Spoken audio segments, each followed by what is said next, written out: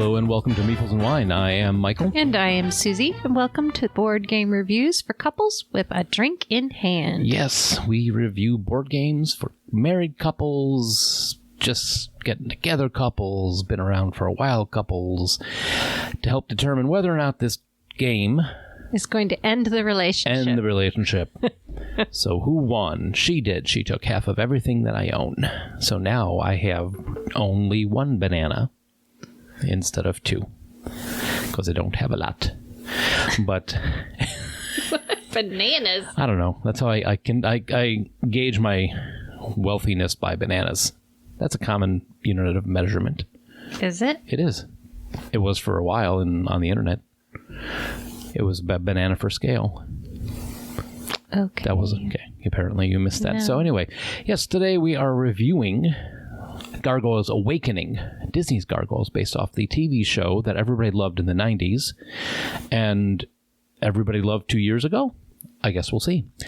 So, did it have a resurgence? It did not, which makes the occurrence of a board game based on them 2 years ago. Someone was feeling nostalgic, and that someone was a game designer. Maybe. I don't know the full story on that, but we'll get to that, because we have a first in our drinks for this one. It is not wine today. Been not wine before. It has been not wine before, but this is the first time it has been an actual mixed drink. Yes. So, what are we drinking tonight, Suzanne, while I mix it up? So tonight, we are drinking... You know what? You didn't write down the name of the drink. The Gargoyle. It's just called the Gargoyle? It's called the Gargoyle. Okay. Gargoyle, yeah. So we are drinking a drink called the Gargoyle. From 1925, the Gargoyle Club had opened at 69 Dean Street and was founded by socialite David Tennant. Now remember, this is 1925, so it's not the Doctor Who David Tennant. No. And it's 69 Dean Street in Soho. Right. In London, in Soho. The recipe is 1 ounce of gin, 1 ounce of vodka, 1 ounce of passion fruit puree, 1 lemon wheel, and a garnish of a lemon twist. Yes. So I've got aviation gin. Rye vodka? Okay. Yeah, different. One of my favorites. And we have passion fruit from the Goya section at the grocery store. Passion fruit puree. Yeah, we found it frozen. They freeze it in these rectangular sheets. Yeah, like in a flat. It's not real. It's like a flat thick. pack. Yeah. So which was cool. Of course, if you have passion fruit handy, you can just scoop the insides out and push it through a strainer. If you want to work that hard. Sometimes I want to work that hard for a drink, but so now I just have convenience is that lovely. now. But yeah, see, so reading up on this David Tennant guy while I shake this up. Did you want me to read the rest of the instructions? Yeah, read the rest of the instructions while I'm shaking. Okay, but that's really loud. Go further away. Okay, so if you have a passion fruit handy, you can scoop out the insides and push through a fine strainer to remove the seeds.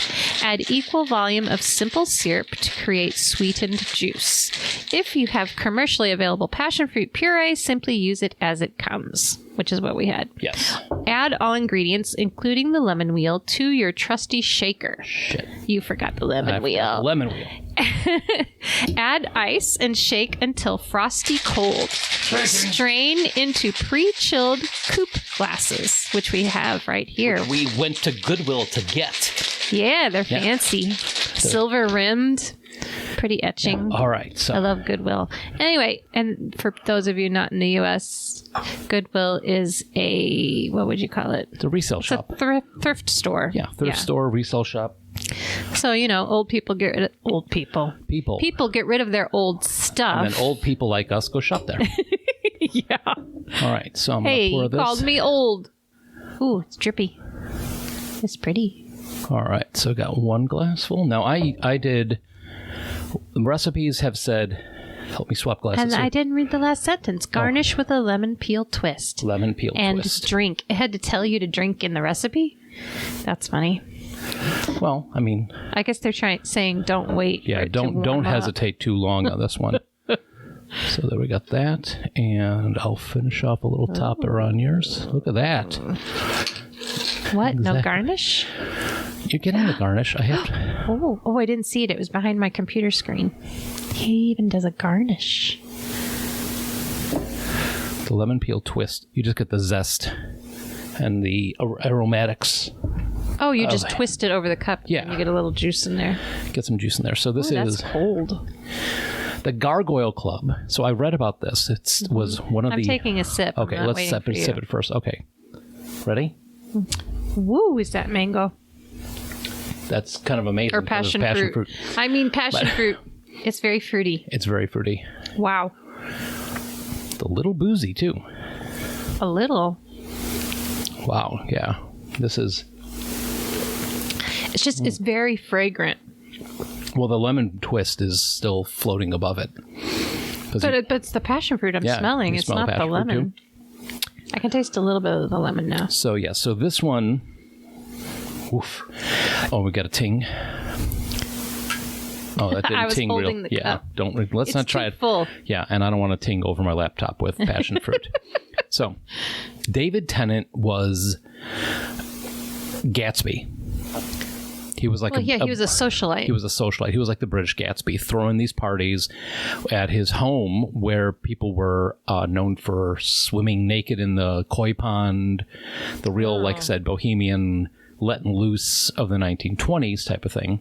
Gargoyle Club was actually on 69 Dean Street on the top 3 floors and the roof. They had the roof painted up, and they would had all sorts of people coming by. There was like I said, the bohemian type of atmosphere. Was just basically a place where writers and artists and them would come to hang out. Poets, I bet. Well, yeah, poets. The art and the whole place was designed by Henry Matisse. Oh. Yeah, wow. That's what I'm saying. This was not some... This wasn't some... No, this was a classy place. Oh, I wouldn't go as far to say class. It was definitely a place for rich debauchery. Oh, yeah. Yes. People who have been in this: Noel Coward, the playwright, Virginia Woolf, Fred Astaire, Adele Astaire, and multiple Guinness and Rothschilds also showed up and were hanging out at this place. Now, the decor, like I said, the whole place was put together by Matisse, among with some other interior decorators, Edwin Lutens and Augustus John, which I don't know their names, but they had several of his paintings, Matisse paintings, that they bought for the mere price of £700. The mere price? In 1920s. No, I'm sorry, £600 in the 20s. Yeah. And Anthony Powell, who was a novelist at the time, said that they lent an air of go-ahead culture to the club. So it was kind of raunchy, I'm going with. So imagine, remember what's that ridiculous movie with the red windmill? Moulin Rouge. Oh, Moulin Rouge. So imagine that is basically what this was. So I saw this David Tennant character was part of the Bright Young Things. Yes.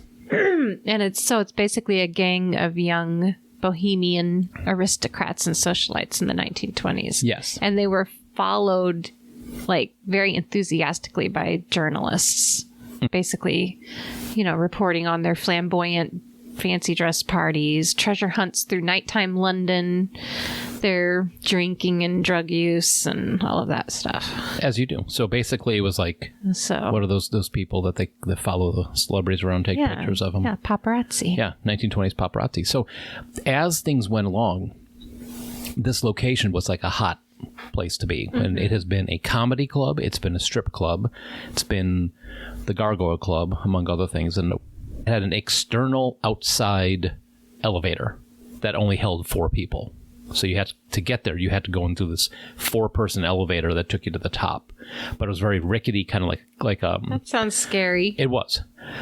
Eventually, the whole thing was dissolved as a comedy club in 1984. And then another private club became part of the story in 1940s at the Mandrake. So there was Mandrake and there was a Gargoyle. But eventually in 1982, when they sold it, it went from being the comic strip, which was like a comedy place where they had French and Saunders, Nigel Planner, and Peter Richardson. They were all troupe entertainers. So imagine like a Saturday Night Live, like a Second City. Oh, okay. So that kind of thing. it became the Batcave, and Wednesday night, fronted by Ollie Wilson, lead singer of the band Specimen. And they had visitors that ranged from Robert Smith, Susie Sue from Susie and the Banshees, Steven Sirleaf, Fetus, and Nick Cave from Nick Cave and the Bad Seeds. So it became kind of like this new wave. Building, that location has seen a lot of history. Yeah, a lot of history in there. So it was, just kept being left to the next person over and over and over again. And now it is, in 2008, interiors of number 69 and 70 were completely rebuilt by the Soho House to create the Dean Street Townhouse Hotel and Restaurant. Oh, they classed it up. So finally. But yeah, like I said, people who have been members of this club, like I said, Fred Astaire, Tallulah Bankhead. She was in Lifeboat. Yeah. And Henry Matisse, but Dylan Thomas. The 1920s, that was a happening time. Oh, yeah. Yeah. I mean, like I said, this was, I think in some cases they may have put people nowadays to shame. But it was just like this whole thing. And this drink was made by the lead or the head bartender at the Gargoyle House, at the Gargoyle Club. I thought maybe that David Tennant character had something to do with it, but... Well, he hired him. A little too ginny for me. It's very strong. Oh, yeah. Are you sure you did the right amount? Yeah, I did. It's 1/3, 1/3, 1/3. And I made 2 of them. Yeah, but maybe more juice. But then there wouldn't be one. Then it wouldn't be the recipe. Oh, yeah, you're right. So 1 ounce gin, 1 ounce vodka, 1 ounce passion fruit puree. Yep. And then the little lemon twist. Yeah. So, I mean, this is one of those... It's very strong. Which I can see exactly why they would be drinking something like this. So I would probably do more juice. Like I said, it's a little ginny for me. But I think I agree with you. Maybe this passion fruit puree probably could have used a little simple syrup too. Yeah. Because I thought it's a little sour. It was sweet. It did have sweetener in it, but it probably wasn't as much as we would normally have. Or we should have had. Yeah. So, there you go. All right. And I will put links to all these cool things on our show notes because it is a rabbit hole that you go down. What caught my eye was David Tennant's name because it's spelled exactly the same. But then I'm like, wait, 1925? He is a Time Lord, so it could be. And it's funny because on Wikipedia they have David Tennant actor and David Tennant aristocrat. So, but he was the 3rd son of Edward Tennant, who became Lord Glenconner, and was the mother was Pamela Wyndham, the writer. Who later married so-and-so, who married so-and-so, and so-and-so, and all that. But yeah, they were partying too. Yeah, but so what about the game? The game, it is Disney's Gargoyles Awakening. If you were around in the 1990s, it was on after Animaniacs.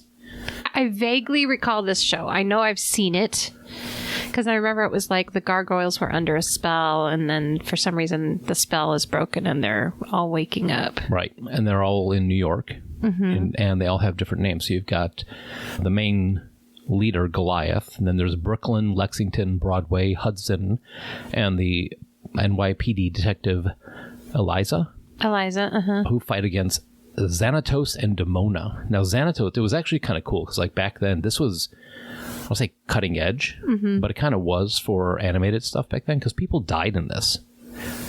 Yeah, it wasn't a little kid's cartoon. No, this was also around the same time that stuff like Batman the Animated Series was popular and that sort of thing. Yeah, that got kind of dark. But it was fun. I mean, Xanatos, he was voiced by... Who was Riker? Riker from Star Trek? Yes, that guy. I don't remember his name. I forgot his name. Riker. Yes, Riker. Just remember the character. Yes, can't remember his name. I could see his face. I was never. You were the Star Trek nerd in this family. Well, I didn't know all their names. Yeah, well, in real life, I just know the characters. Oh, anyway. But that Xanatos, he was kind of like Tony Stark, but a bad guy, right? Mm-hmm. Yeah, he was an evil Tony Stark. Yeah, so he was human, but he like made himself a gargoyle suit so he could fly and stuff. And then Demona was an actual gargoyle. Yeah, she was a female gargoyle with a big shock of red hair. And she was always the foil. But there were times later on where they had to team up because I think one of our kids was telling us that she had watched like Xanatos's girlfriend turned into a werewolf or something. His wife or something. His wife, and yeah. And then they had to hunt her down, so they actually all teamed up together, the good gargoyles and the bad. Yeah, so if this is, like I said, named after the TV show, it's also rated in fun factor on Board Game Geek as 6.5 out of 10 and has a weight of 1.63 out of 5. So rule set is not very complicated. It's one of those games where you have to read each card as you play it. Well, yeah, and there's pretty much. There's definitely a cycle of play, steps, who plays what, and it's interesting because they have an enemy turn. We'll get into the turns in a little bit. So this is designed by Nate Heiss, who also did the Red Dragon Inn, Battle for Greyport, and also designed Harry Potter, the House Cup competition, which was from 2020. The artists on this, we had Greg Bartlett, who did art for the 2018's 1 Week Ultimate Werewolf, Mike Rayhawk, which is an awesome name, who did 2007's art for Battleground Crossbows and Catapults, and Jean-Baptiste Renaud, who did Ticket to Ride First Journey in 2016. What a name, Jean-Baptiste Renaud. Isn't that great? It reminds me of Jean-Baptiste Zorg. Yeah. Emmanuel Zorg. And this is published by Ravensburger, who is also most recently known for Disney's Lorcana, the Disney This Totally Isn't a Magic the Gathering game, and Horrified and Villainous. Villainous, yeah. I remember that one. This is a co-op game where you play against the enemies, villains, or there is one scenario where you actually have one against all the heroes, too. Yeah, There's so you 4 could scenarios. play as the bad guys. Yep. One person could, while everybody else plays the good guys. So tell me about how you play this one, Susie. So this one is, you have cards, you have dice, you have a game board. So it's like all these different elements together. You choose a scenario. Like you said, there were like 4 or 5 to choose There from? were 4 different scenarios. Yeah. We played the basic one. And so we had to put the game board together first off. Yes. There are actual 3D buildings that you have to build and then connect to the game board. So there were only 3 or 4 buildings, right? Yeah, there were 4 different buildings ranging from In different 1 heights. story high to 7 stories high. So there's like the police clock tower, which is where the good guys always hang out at the beginning. And then there were Xanatos's building. Yeah, which is this huge skyscraper. And anyway, so on each scenario, there's a map that shows you where to place everyone to begin.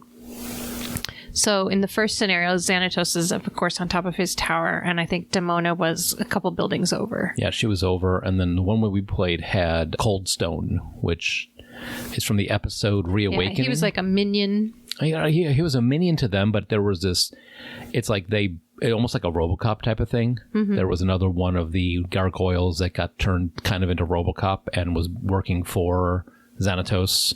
That's why he flipped from red to blue when we were playing it. Yeah, because sometimes he'd be on our side and sometimes he'd be on their side, but mostly he was on their side. Yes. But anyway, so you have your setup, and then you turn the card over once you're done setting up the board. Not your card, the placard. The placard that has the scenario. And on that, it has the rules for how to play the villains. So then each of us chose a character to play. I think I chose... Who did I choose? You chose the little one. You chose Lexington. And you chose... Goliath, yeah. So you have your little meeple. Well, he's more than a meeple. It's actually, you can almost paint them. Yeah, they're really actually nice plastic figurines. Yeah. And everybody, all the good guys start, like I said, on top of the police tower. But on your card, your character card, is certain strengths. So the top one tells you how many movements you have during your turn. Not movements. How many action points you have. Action points you have during your turn. I think mine had 4 and yours had 3. Yeah, or something like that. And then underneath that is your movement, and it tells you how many spaces you can move. So you could take a move as an action. You could do a glide if you were on a building as an action. You could attack as an action, and you could do any of those in any amount that you wanted and in any order. So you could move, then attack, then move again, Right. or you could move and attack twice or 3 times. Sometimes I did things like that. You couldn't glide unless you were on top of a building, and usually your glide you moved farther. Yeah, my glide was 4 or 5. I don't remember. 4 or 5. You can go further. You have a longer distance that you can go. But the problem is that the keeps into, I want to say, I guess the lore, which is From the TV show, yeah. they can't really fly upwards. They have to climb upwards. So if you glide down and you want to go up to a second level, that's so many spaces away. You have to pay 2 action points. No, 2 movements. 2 movement points to get up to that one spot. Right. So your action points are separate from your movement points. I think I had 3 movement and 5 glide, and then I think I only had 2 for attack. And your attack number tells you how many dice you can roll when you're attacking. Mm-hmm. And the dice have 2 claw marks. 3 claw marks. 3 claw marks? 3 claw marks, 1 lightning bolt, and 2 blanks. That sounds right. Is that right? Oh, maybe it was 2 claw. I thought there was. You're right. There's only 1 lightning bolt, wasn't there? Because we never roll lightning bolts. Yeah. So, 3 claw marks, 2 blanks, and 1 lightning bolt. Yeah, and the point with the claws, obviously, they do damage when you attack. Right. Lightning bolts would trigger your special ability. So, like my lightning bolt, when it would go off, I was able to give myself 2 more dice. Oh, that was my special ability. The one you had, you could change the lightning bolt to an attack. That's right. So if I rolled a lightning bolt, it counted as an attack with Goliath, and yours was... I could get a token, which I could then spend whenever I wanted to... For your special ability. Give you ability. an extra action turn, I think. And all the gargoyles have different things like that, like the big boss, old dude, Hudson? Brooklyn, the big old dude, he would allow you to draw more cards. Yeah, things like that. So they all, I guess I hate to use the word, but synergized if you have multiple people playing. So turn order went like this. First, you shuffle the decks. You draw 3 cards, and then you take your turn, which, like I said, depending on what character you were. So mine had 4 actions, and I could move like 3 spaces. Move, glide, and attack. Glide or attack, any one of those 4 things, or any 3 of those, but 4 times. And then after my turn was over, it was the villain's turn. So we had to pick the card from the top of the villain's deck and do whatever it said. And then at the end of that, you would refresh your hand back up to 3. And then it's the next person's turn. So the villains get just as many turns as we did. Right. And actually, they got twice as many turns because we always had a villain turn inside of each of our turns. So the same as ours. I get a turn, villain gets a turn. You get a turn, villain gets a turn. I get a turn, villain gets a turn.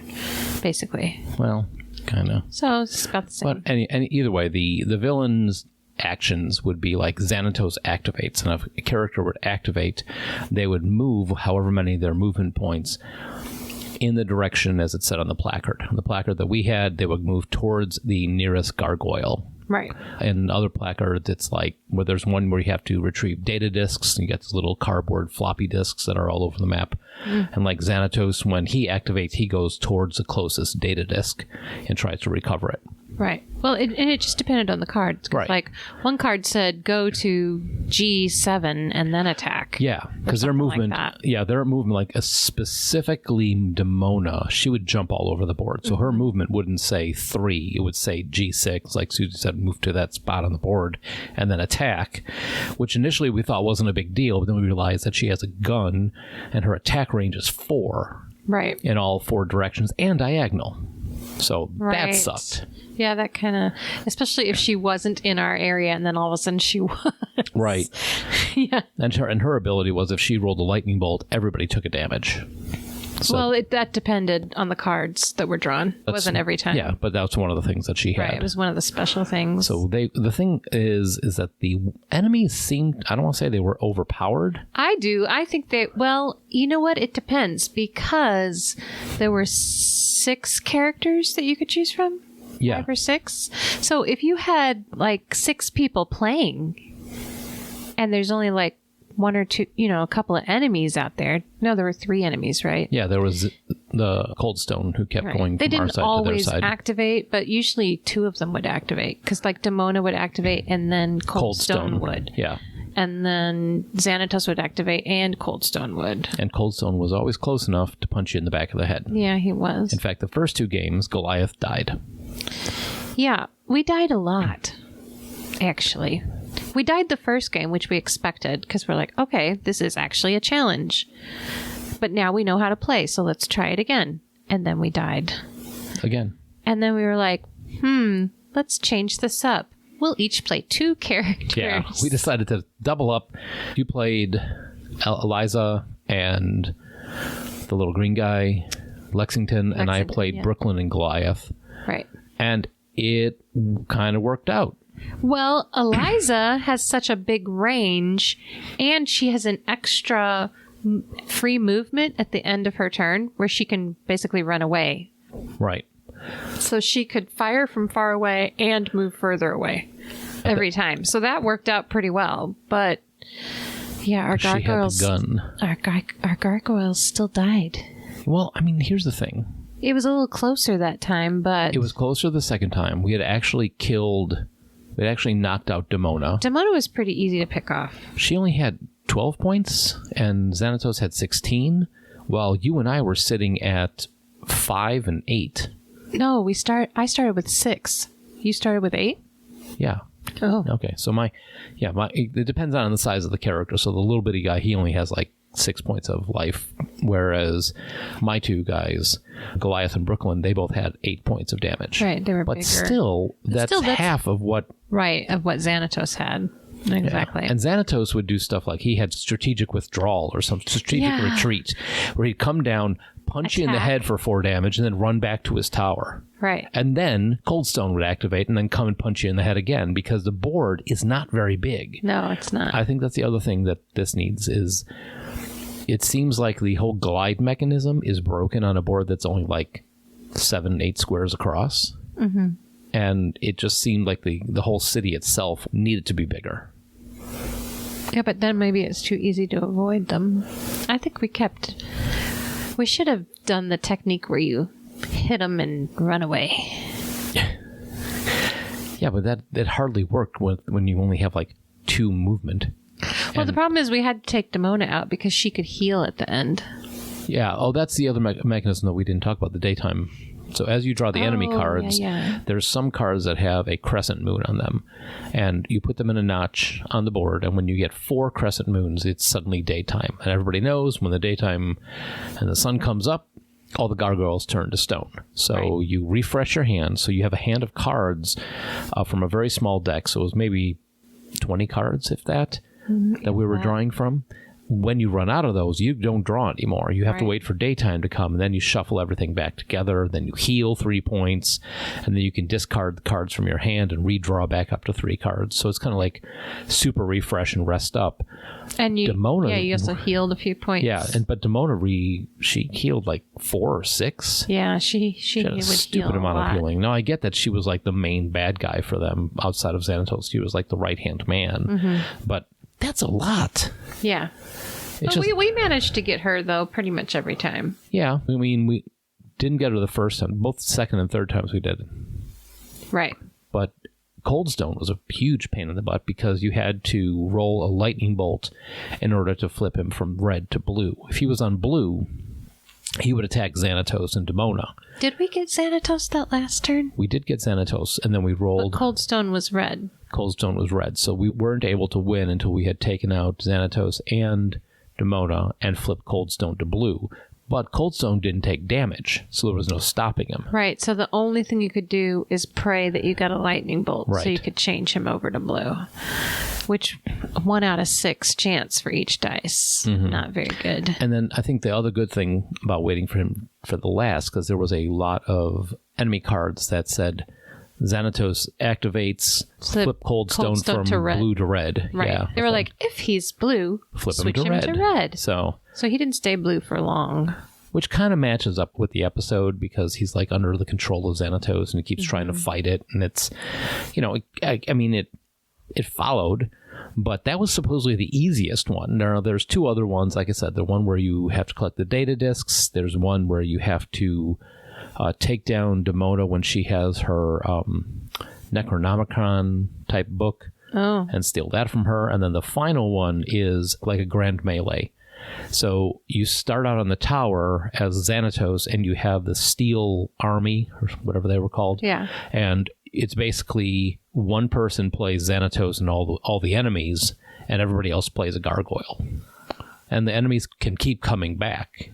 If they die, they just go into the pool, and if there's a card that draws that says put another minion on the board, if there's any on the reserve, then you put them on the board. Wow. So I'm glad we didn't do that one. Yeah, because then we've been playing against each other, and then I would have wound up on the couch, and you would have wound up filling out paperwork. Paperwork? Yeah. What are your reason for divorce? Oh. Board games. I kind of enjoyed this one. I had fun. I won't say it was super. I'll probably maybe give it a 6.5. I would just say it really does not work for 2-player. Yeah. Well, I mean, did you have fun? That's what we're asking first. A little.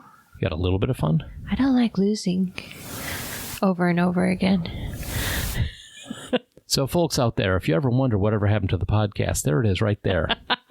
They must have found that game. Suzanne lost more than 3 times, and now Michael's living on the street. Under a bridge in a van down by the river.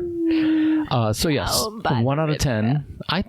Fun-wise, I had fun. I gave it a 6.5. More fun than average. I just thought it was a little frustrating. It could have been fun, but yeah, I don't know if they were just overpowered or if we were being dumb. I kind of agree with you. It needs more people to be able to play it. Maybe we should have tried playing 2 characters, but only had the villains go once each time. There are a bunch of threads on Board Game Geek about this one where people are like, oh, we have house rules, because some rules that didn't make sense. You can attack another character no matter how high they are above you. So if you're on the 9th floor of this sky tower thing, you could be on the very first floor. As long as you are only 1 space away, that counts as being in range, and you could punch them. Right. Or like through a building. Yeah. That didn't make sense either. Because like I had a range of 4 or 3. I had a range of 3, and I could hit Demona through the building. Which made Eliza a little OP'd also, because you literally shot through a warehouse. Right. But Demona also had... Remember there was the one where if we got a lightning bolt on her roll... She hit everyone around her that were within range. For 1 damage, Or she just hit everyone, period, or something like that. No, she had one person that she attacked, and if she rolled a lightning bolt, everybody on the board took 1 damage. No matter where you were. Oh, even if you were out of range. Yeah.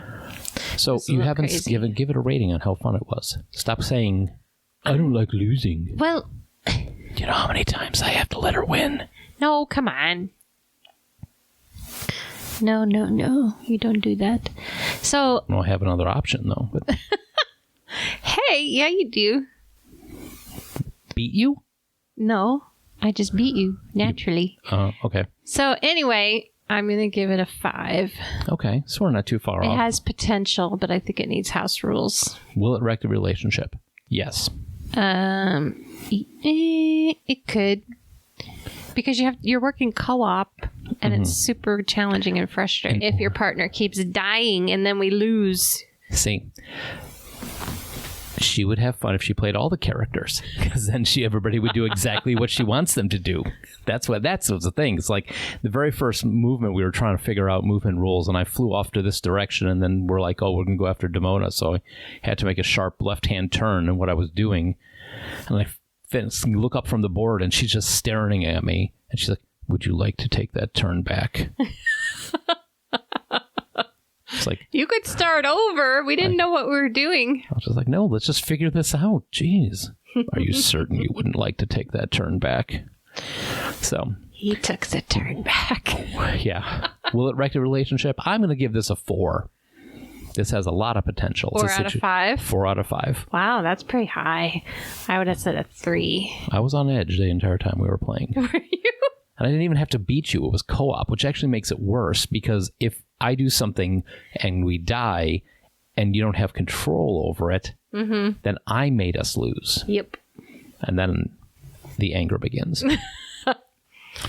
Anyway. So, I think it definitely does need better rules for 2 players. It needs a little bit of tailoring up for 2 players. But after us both playing two players each, 2 characters each, I feel like it would be just as frustrating with 5. Well, I don't know. Guess we're going to have to find more friends. Only one character has to die, and we lose. Yeah, that is something that sucks. If you have to destroy 3, or you have to knock out Demona and Xanatos to win. To lose, any one of your characters can get knocked out. Right. And they're, when you pick the weak but nimble one, which is what you did. Hey, I didn't die the 3rd time. But one thing I do want to say is the board and the pieces, the dice are nice, the figurines are nice. It's kind of aggravating because you have all these cool miniatures for all the gargoyles and the good guys that are actually very detailed for being in plastic. Mm-hmm. But you don't have one for Xanatos or Demona. They were just cardboard stand-up. Cardboard standees. And then, what was the minion's name? Oh, Cold Stone? Cold Stone was just a flat little token of cardboard. But the other thing was, in order for the buildings to fit in the box, you had to take them apart and unfold them. Because they were all flat cardboard and that you build, because everything notches together. You know, to punch them all out, which was a risk because stuff peels to begin with when you're punching out things. Well, and that's the thing. Then we put it together, and you'd already put it together once, and it was only the 2nd time, and one of them was already peeling. Yeah. So if you have to rebuild and then take them apart every single time you play, they're not going to last very long. No, you're going to have to do repairs on these things with tape or something rather quick. And that was a ongoing complaint in all the forums that I was looking at on this. It was like, yeah, I can see that. I just bought the game and already it's peeling. We only played once. The other side of it was I didn't see a lot of press for this being released. Mm-hmm. In fact, I picked it up at Target and I showed up on the shelves and I was kind of like, Gargoyles. I haven't thought of that in 20 years. That's an old show. Yeah. And so I'm thinking it may be that they had this game and it was built around either they had the rule set down and needed a template to put on top of it to make it Disney. You know what I mean? Because Disney always has to have some sort of IP attached to it instead of just a game. So they needed to put some sort of wallpaper on it, and they hadn't done anything with gargoyles in a long time. So this may have been we need to create something of this IP to keep the copyright. Oh. So they may have had to make the game in order to keep the copyright, and then just didn't do it. There wasn't a lot of press on this one, and it's not like there was a big resurgence of gargoyles 2 years ago either. Mm-hmm. So, yeah, I was surprised when you brought it up, and I was like, wait, I think I remember this vaguely. I enjoyed it. It was a good show. I didn't watch it very much. I just only watched it a couple times. Yeah, I liked it. How long was it on TV for? Do you know? 2 or 3 seasons. Okay, so not a super long time. No, not a real long time, but... That might explain it. Yeah, so... Here we go. So we've got the last call. We're not going to do the finals. Well, we'll do final sip. Well, it looks like it's separating a little bit. It is. I think it's because we're not drinking it fast enough. Yeah, it's separating. You would not make a good bohemian. Because you would just down it. You drink it hard and fast. It's too strong. Oh, you're just a cheap date. You've always been. Well, that is true, but it's still too strong. I mean, it's 2/3 gin and vodka. Yeah, I see nothing wrong with that, but I think I did need some alcohol. It did need some simple syrup. Yeah, that's I think it was what was missing from this one. That the puree was not. Well, if you're gonna hang with the bright young things at the Gargoyle Club, you got to be able to handle it. Now you can hear what gin and vodka does to Susie. Mm-hmm. Puts her to sleep. Yep, right after this. Kickstarters. Last call. Suzanne, what did you find? I found a game called The Great Tea Robbery. It's an immersive mystery adventure. Met its goal within 19 minutes, and it still has 22 days to go as of today, October 16th, 2023. So this game comes with a lot of cool stuff. You get tea, you get a porcelain bowl, you get porcelain cups, you get a wooden box that has all kinds of ephemera. Ephemera? How do you say that? Sure. ephemera Stuff. in it. Strainers made out of a leaf. And then there's this peach-shaped Now, the strainer is key actually a holder. leaf. Yeah, the strainer is made out of I almost leaf. want to get it just to see how the heck they did Yeah, that. it looks really cool. It looks like a leaf skeleton, but they must have coated it with porcelain or something. Anyway, yeah, so this whole thing is mystery. While retracing Robert Fortune's journey through China, Ernest H. Wilson stumbled upon a startling revelation. Inside his predecessor's field desk, he found a fragile piece of paper bearing dry tea leaves and a cryptic message scrawled across it. "I'm sorry." It also had an unusual dark purple stain resembling dripping blood. Oh, that's the other thing you get in here is ink and a bamboo writing utensil. Oh, so you get like an ink block? Yeah. Cool. So it's really cool. This raised numerous questions. What was Fortune hiding? Did he truly collect tea plants from the renowned tea districts as he claimed? Or was this entire mission a sophisticated deception? Could his scheme have been intercepted and manipulated by the Middle Kingdom Emperor, leading to the question of whether high-quality plants ever left China? So evidently, this is based off of a real-life situation. This guy went to the Orient, as they used to call it, 1850s China Empire, and was smuggling seeds and all kinds of stuff out of the country. He wanted to grow tea in other places. Oh. And he actually did start growing tea in Darjeeling, if that sounds familiar to you, and a couple other places. They should name the tea something clever that way. Yeah. So in this adventure, you make progress by reading and exploring a myriad of documents and other ephemera, identifying unique interactions between objects, touching and playing with different artifacts, detecting messages hidden in plain sight, piecing the story together, making deductions, breaking codes, solving puzzles, cracking riddles, and of course, there's a bit about tea. And So is this like you can a actually mystery drink box? tea. Yeah, it's a mystery box, but you can play it again if you don't completely use everything up, or you can get a refresh kit. Oh, okay.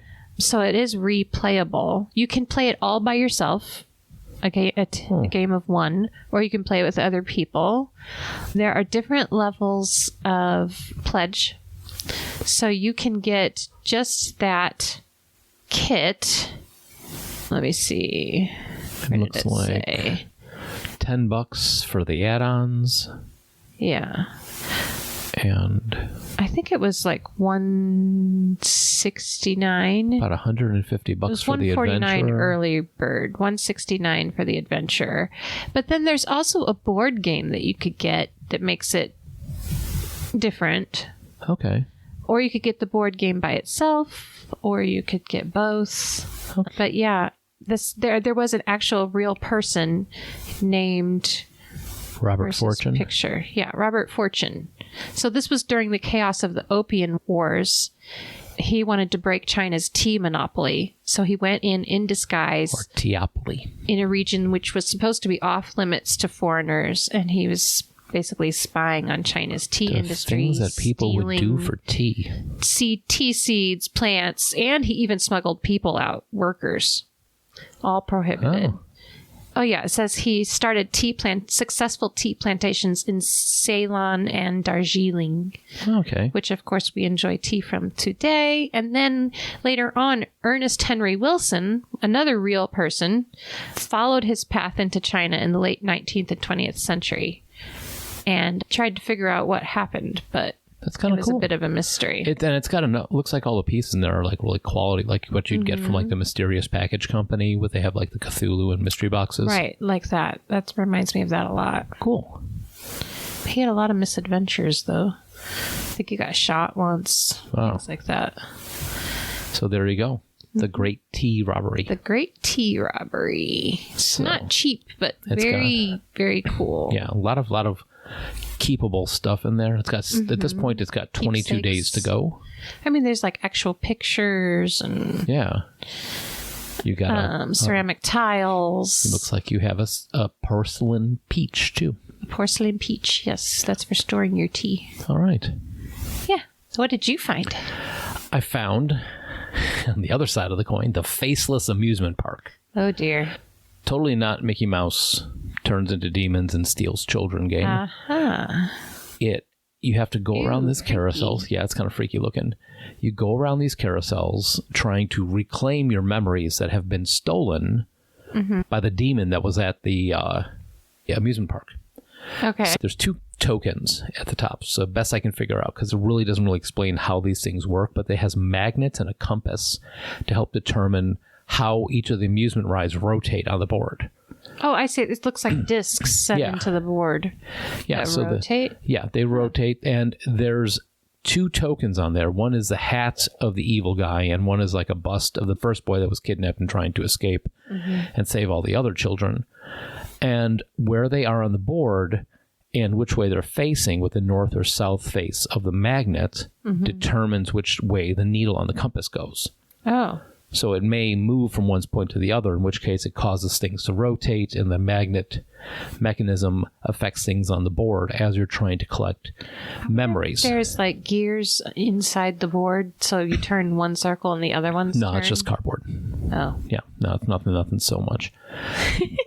But, you've got this guy in a tuxedo wearing a gas mask with horns for the bad guy. And then you've got the little boy who's trying to come back and save all the other children, who has a really evil-looking rabbit on his back. But it all depends on which direction they're facing that causes this compass to move, and that affects elements on the board.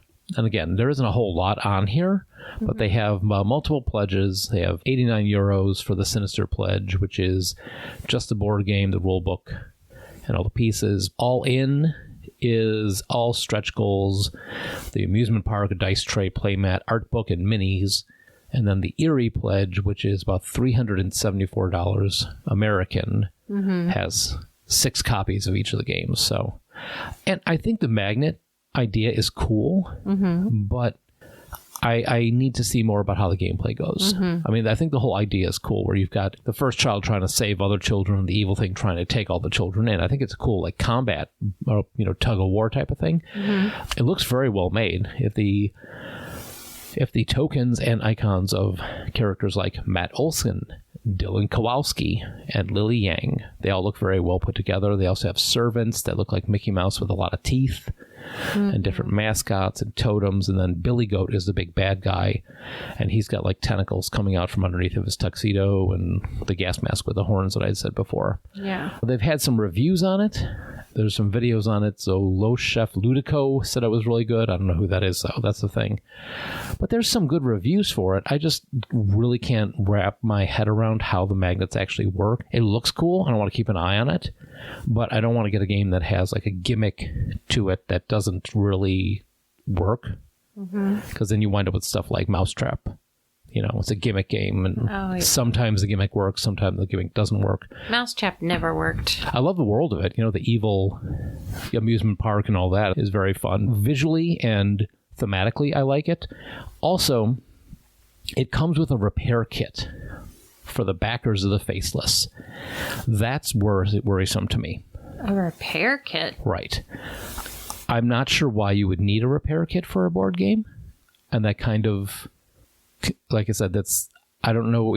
I want to know more about what this magnet thing actually does, that you would need a repair kit for it.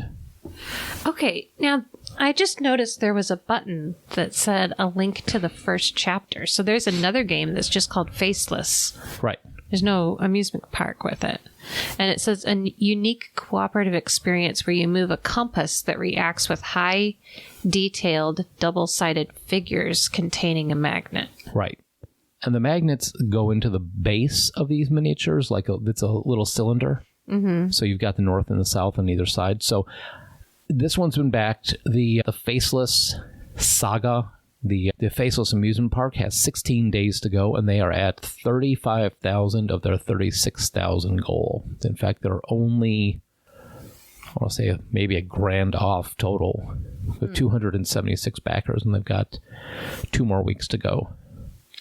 Looks creepy. It is. I like the art and all that, but there you go. Susie's got the Great Tea Robbery, and I've got the Faceless Amusement Park. I have the links for both of those in the show notes. So, Suzanne, if somebody wants to suggest a drink or a game to us, where would they get in contact with us? Well, you can find us on all the social medias, Facebook, Twitter, Instagram, LinkedIn, at meeplesandwine@gmail.com is our email. Oh, I put that all together. Oops. At meeplesandwine, meeplesandwine, or at our email, meeplesandwine@gmail.com. You can also go on our website, meeplesandwine.fun, and you can leave us a voicemail at our SpeakPipe link there on our webpage. Yep. And what else? Did I miss anything? You can even do it if you have it on your phone. You can even tap the link on your phone and just record us a voicemail there too. Oh, cool. Yeah. Other than that, if you like the show, be sure to share it with a friend. Mm-hmm. And we've also spoken about our new project. Yes, you can also find us personally every Wednesday from 7 to 8:30 at Up North Ale House in Naperville, Illinois, where we do trivia for prizes. Yep. Gift cards for food and drinks. Yes. Yeah. So come on by if you're in the area. We'd love to see you. Get in touch with us if you can. All right. We'll see you next time. Bye-bye. Sorry, I started getting sleepy. I know, I'm used to it. I need to go to bed. Reminds me of our wedding night. I love you so much. That was not our wedding night. That was many nights later. That was after you. Yes, Patrick thought he was doing you a favor. Patrick does me no favors.